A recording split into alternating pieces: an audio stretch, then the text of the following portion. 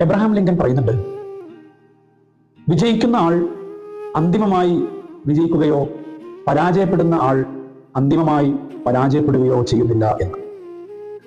വിജയപരാജയങ്ങൾ കേവലം അപേക്ഷികമായിട്ടുള്ള ഒന്നാണ്. വിജയം ഒന്നിൻ്റെയും അന്തിമമായ വിജയമല്ല. പരാജയം മറ്റെന്തിൻ്റെയോ അന്തിമമായ പരാജയവും അല്ല. കയറ്റിറക്കങ്ങൾ പോലെ വിജയപരാജയങ്ങൾ ജീവിതത്തിന്റെ സാധാരണമായ ഒന്നാണ് എന്ന് തിരിച്ചറിയാനുള്ള അവബോധമാണ് നമുക്ക് വേണ്ടത്.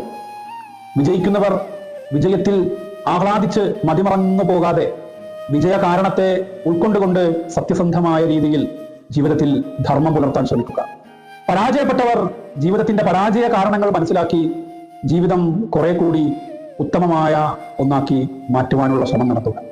വിജയവും പരാജയവും ഒന്നിൻ്റെയും ആരംഭമോ മറ്റൊന്നിൻ്റെയോ അവസാനമോ അല്ല എന്നുള്ള കാര്യമാണ് നമ്മൾ ഉൾക്കൊള്ളേണ്ടത്.